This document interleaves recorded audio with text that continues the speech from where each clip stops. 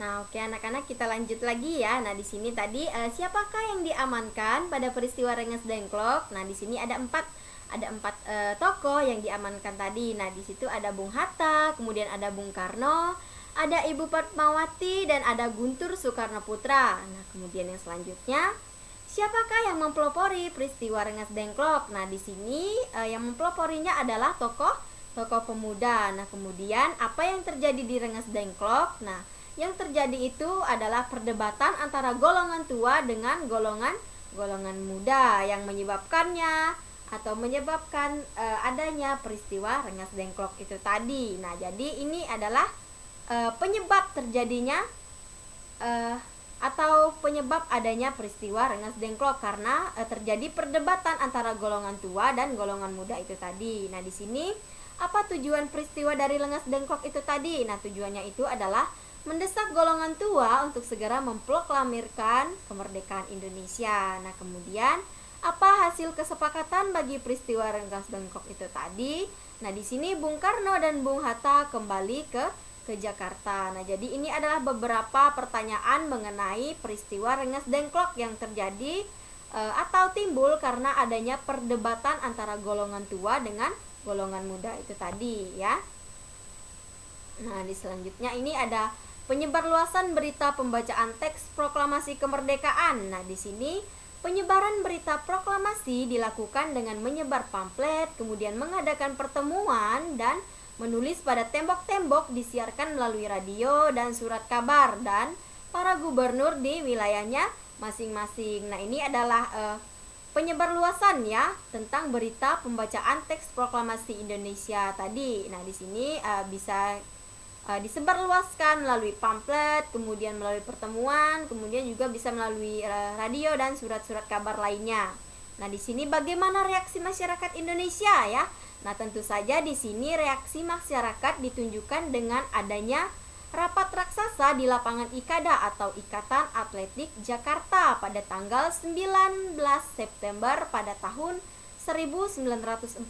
Nah, tindakan heroik ya atau heroik ini disebut dengan pahlawan ya, tindakan kepahlawanan. Nah, di sini tindakan heroik di berbagai kota yang mendukung proklamasi kemerdekaan Indonesia antara lain. Nah, di sini ada beberapa kota yang mendukung adanya pembacaan teks proklamasi Indonesia itu tadi ya. Di sini ada Yogyakarta, ada Semarang, ada Surabaya, ada Aceh, Bali, Palembang, Kalimantan, Bandung, kemudian ada Makassar, ada Lampung, ada Solo, Sumatera Selatan dan Sumbawa. Nah, jadi anak-anak ini adalah beberapa kota yang mendukung adanya pembacaan teks proklamasi kemerdekaan Indonesia kita tadi ya. Jadi ini adalah beberapa tokoh yang sangat mendukung ya adanya pembacaan teks proklamasi kemerdekaan di Indonesia ya.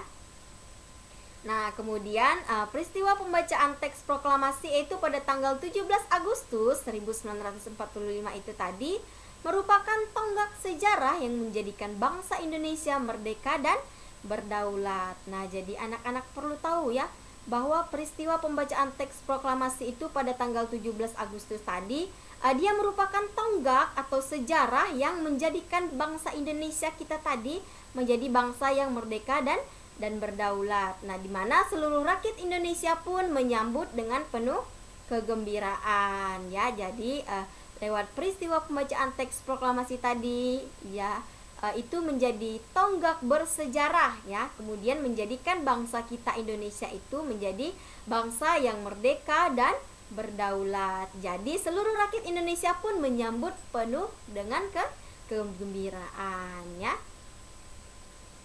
Nah, di sini ada teks ya lagu Hari Merdeka. Nah, di sini anak-anak bisa bisa bernyanyi ya. Nah, di sini bisa lihat di halaman 94. Nah, ayo bernyanyi katanya Hari Merdeka. Anak-anak sudah pasti tahu kan lagu ini ya, Hari Merdeka yang 17 Agustus tahun 45 ya, tahu ya?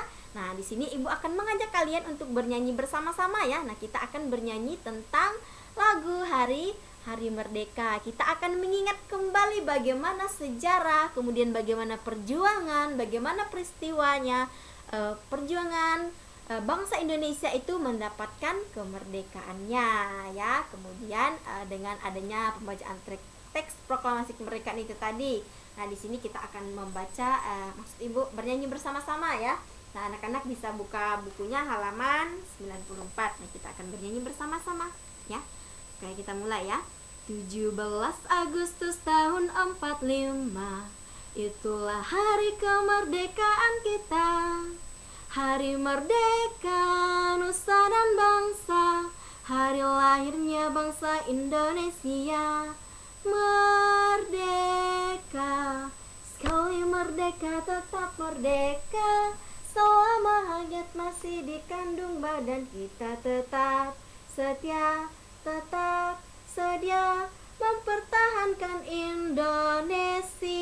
Kita tetap sedia, tetap sedia membela negara kita. Oke, nah anak-anak, kurang lebih seperti itu ya lagu Hari Merdeka tadi yang diciptakan oleh Pak Mutahar ya. Di buku kalian ini ada. Nah, di sini. Nah, bagian ini adalah Bapak Mutahar ya. Nah, di sini dia menciptakan Hari Merdeka ya. Nah, di sini kita ulangi satu kali lagi ya. Kita bernyanyi satu kali lagi tentang Hari Merdeka. Nah, mari kita baca, maksudnya bernyanyi bersama-sama satu kali lagi ya. Kita hitung 1, 2, 3. Nah, 17 Agustus tahun 45, itulah hari kemerdekaan kita. Hari merdeka nusa dan bangsa, hari lahirnya bangsa Indonesia. Merdeka, sekali merdeka tetap merdeka. Selama rakyat masih dikandung badan, kita tetap setia, tetap sedia mempertahankan Indonesia. Kita tetap setia, tetap sedia mempertahankan Indonesia. Kita tetap sedia, tetap setia membela negara kita. Oke, tepuk tangan dulu anak-anak. Oke, nah tadi kita sudah selesai bernyanyi Hari Merdeka. Nah, jadi nanti anak-anak bisa bernyanyi lagi di rumah tentang Hari Merdeka ini tadi ya. Jadi kita sudah tahu bagaimana sejarahnya, kemudian bagaimana perjuangan bangsa Indonesia itu merebut kemerdekaan ya. Kemudian dengan adanya pembacaan teks proklamasi tadi, maka Indonesia itu dinyatakan merdeka ya. Nah, di sini kita akan melihat lagi bagaimana pembelajaran yang selanjutnya. Nah, kita akan masuk kepada seni ya, pembelajaran SBDP. Nah, di sini ada gerak tari. Nah, gerak tari adalah serangkaian gerakan indah dari dalam tubuh manusia. Nah, penampilan gerak tari akan terasa lebih indah jika ada iringan musiknya ya. Nah, musik dan tarian merupakan satu kesatuan yang tidak dapat dipisahkan. Nah, musik dapat mengatur pola atau tempo gerak sebagai pengiring, kemudian memberikan suasana dan sebagai ilustrasi untuk mempertegas ekspresi gerak. Nah, selain musik atau iringan tariannya atau tarinya, keindahan gerak tari juga dapat dilihat dari pola lantai saat penari memperagakan gerakan tari tersebut. Nah, anak-anak bisa dilihat ini ada gambar ya, gambar beberapa orang yang sedang mempraktekkan pola tari ya, beberapa pola tari, kemudian menggunakan pakaian adatnya, kemudian bagaimana pola tariannya, kemudian di sini bagaimana keindahan geraknya ya, anak-anak bisa lihat. Nah, selanjutnya itu, tahukah kamu apa yang dimaksud dengan pola lantai? Nah, pola lantai itu adalah garis-garis di lantai yang dilalui oleh penari dari perpindahan tempat satu ke tempat yang lain pada saat melakukan gerak tari. Nah, menurut jenisnya ada 3 bentuk tari yang perlu kamu ketahui sebelum kita lanjut membahas tentang pola lantai. Nah, di sini anak-anak harus mengetahui terlebih dahulu tentang beberapa tari ya. Nah, kemudian setelah itu baru kita akan membahas ke pola lantainya. Nah, di sini ada beberapa bentuk karya tari ya. Di sini ada tari tunggal, ada tari berpasangan, kemudian ada tari berkelompok. Nah, di sini ada contoh gambar tentang tarian tersebut ya.